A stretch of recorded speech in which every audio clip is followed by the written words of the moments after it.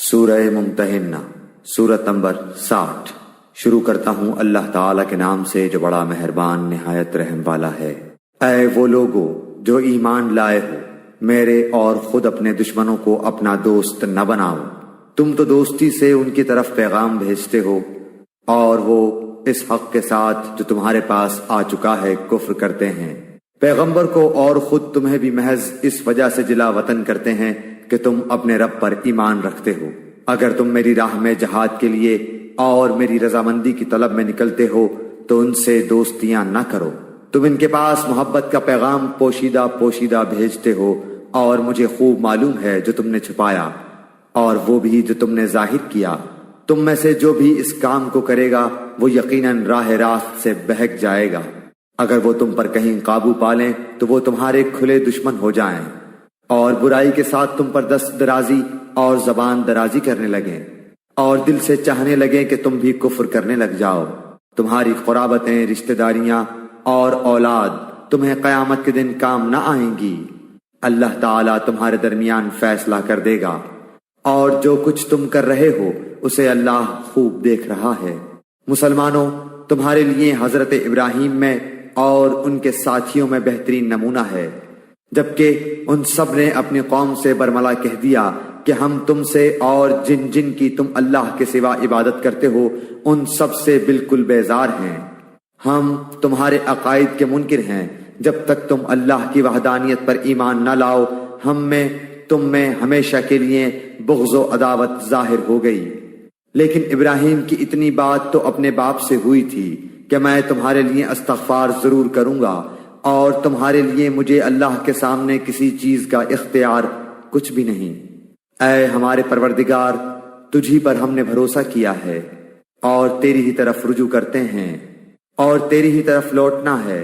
اے ہمارے رب، تو ہمیں کافروں کی آزمائش میں نہ ڈال، اور اے ہمارے پالنے والے، ہماری خطاؤں کو بخش دے۔ بے شک تو ہی غالب حکمت والا ہے۔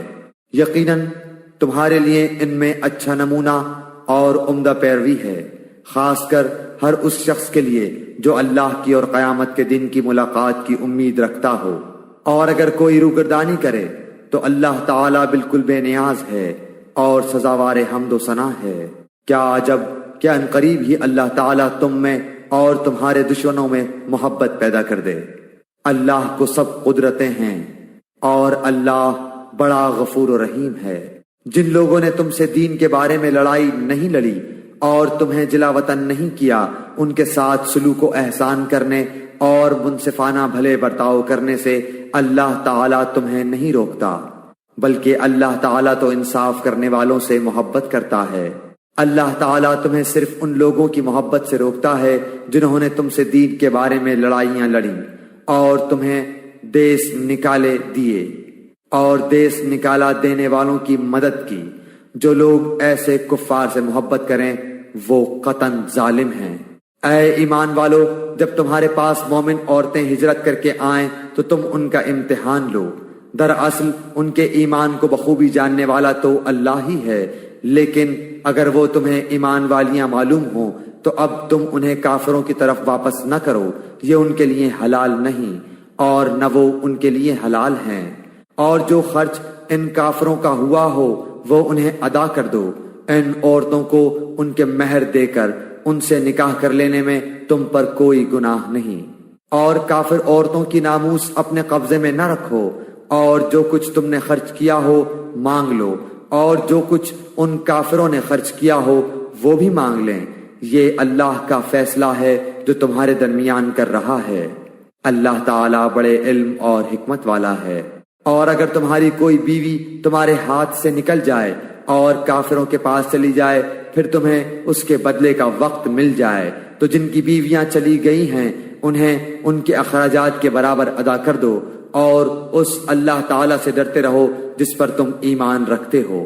اے پیغمبر، جب مسلمان عورتیں آپ سے ان باتوں پر بیعت کرنے آئیں کہ وہ اللہ کے ساتھ کسی کو شریک نہ کریں گی، چوری نہ کریں گی، زناکاری نہ کریں گی، اپنی اولاد کو نہ مار ڈالیں گی، اور کوئی ایسا بہتان نہ باندھیں گی جو خود اپنے ہاتھوں پیروں کے سامنے گھڑ لیں، اور کسی نیک کام میں تیری بے حکمی نہ کریں گی، تو آپ ان سے بیعت کر لیا کریں اور ان کے لیے اللہ سے مغفرت طلب کریں، بے شک اللہ تعالی بخشنے اور معاف کرنے والا ہے۔